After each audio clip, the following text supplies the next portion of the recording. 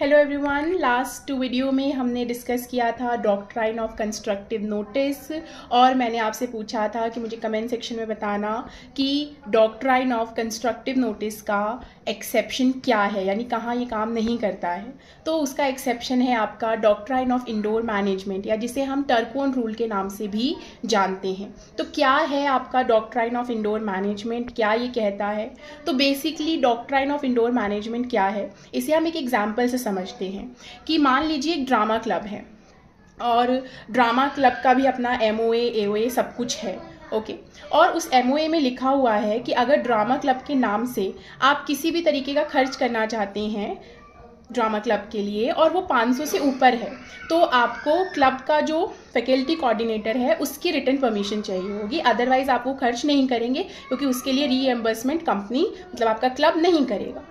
तो प्रशांत, जो कि वहाँ एक प्रेसिडेंट है, क्लब प्रेसिडेंट है, वो मैगी पार्टी ऑर्गेनाइज कराना चाहता है बच्चों के लिए ड्रामा क्लब की तरफ से।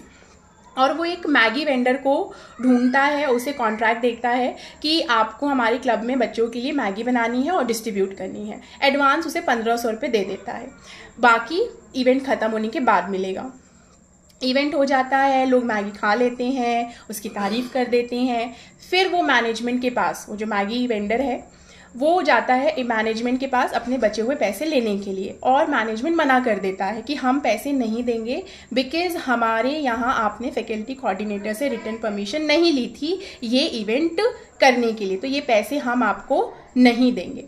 अब जो वेंडर है वो सू करता है और यहाँ वो कहता है कि भाई मुझे कैसे पता होगा कि आपके यहाँ 500 रुपये से ऊपर का किसी भी तरीके का खर्च करने के लिए आपके कोऑर्डिनेटर की रिटर्न परमिशन चाहिए। मैं तो बाहर वाला हूँ, आउटसाइडर हूँ, मुझे कैसे पता चलेगा कि आपके यहाँ इंटरनली काम कैसे किया जाता है? ये तो आपकी लाइबिलिटी थी, तो आपको मुझे पे करना ही पड़ेगा। और यहाँ वो मैगी वेंडर जीत जाता है। क्यों?